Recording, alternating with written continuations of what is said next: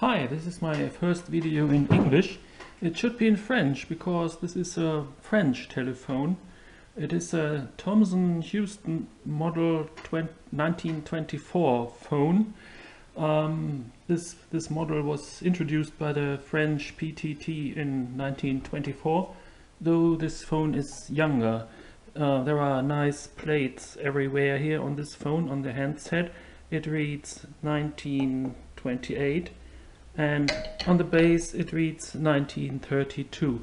The French put those plates on all their telephones, and they also had a second plate where a mark was pounded to approve this telephone for official service. The French had some special deals with their telephones. They also had this second listener, often referred to as mother-in-law listener. Actually, it wasn't used as such for a second person to listen into the communication. It was used as a second listener for the second ear of the person actually using the phone, because French rural lines used to be a bit weak at this time. Well, the dial of this telephone is obviously younger. This number card looks quite antique, but it is a photocopy of something else that was put in by a previous owner, obviously.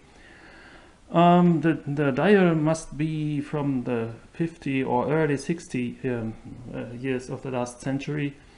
That's also quite typical for French phones, because the French for a long time used local battery or non-automated telephone systems, where a person in the office would make the connections for the subscribers, and not before the end of World War II automated systems became more popular in France. So this dial very well might have been retrofitted by the PTT itself during this operation, when the owner's telephone access was hooked up to an automated system instead of a manual office. So let's have a look at this nice phone.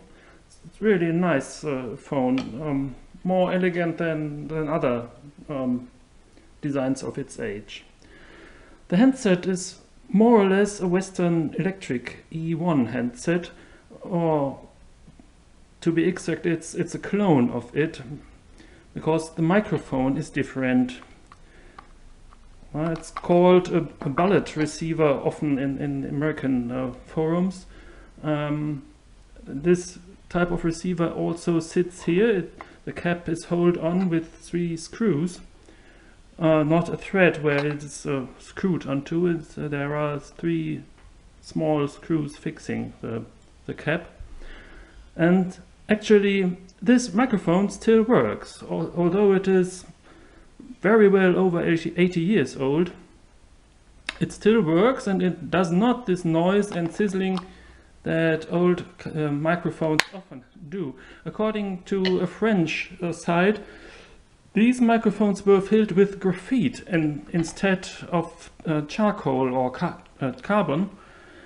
So probably this makes a difference. I don't know why other microphones of that time, or even much later time, don't last as long, but this microphone obviously does.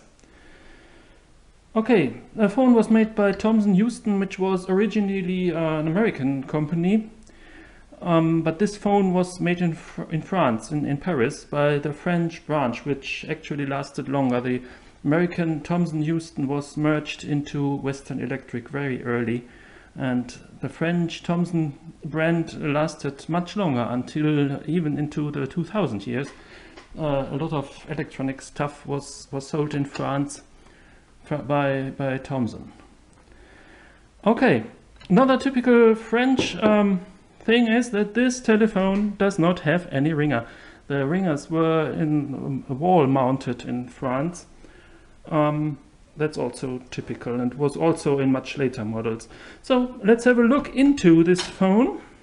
Whoops. And what we see here, of course, no ringer, as I already said. And there is not much inside this telephone. There is a huge coil here, an induction coil, much bigger than in other phones of the same time.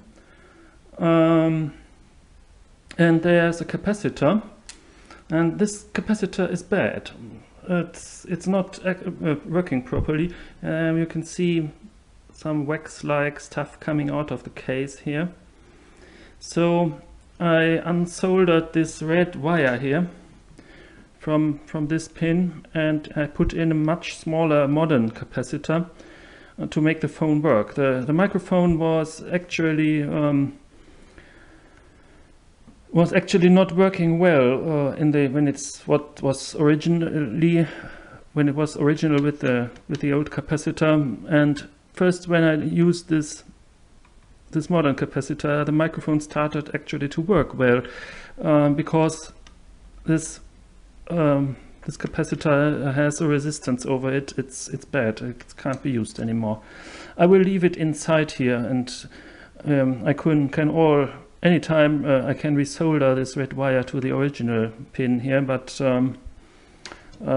when I want to actually use, I need to put in a modern capacitor. A lot of things was wrong on this telephone. The red and blue wires here were interchanged, and one wire to the hook switch was broken on this cloth cable here. I couldn't find out where the interruption was, but the black wire here was bad, so I soldered a new modern wire across it to make the contact, and this way the phone actually works again. So I put it together here. The phone came from an antique dealer from Paris, or suburb from Paris.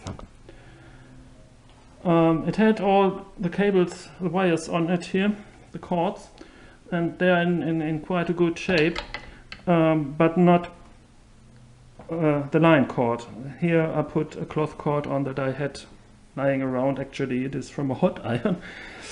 Maybe I'll find a better suiting, thinner cord, but for the look of it, it's quite okay now.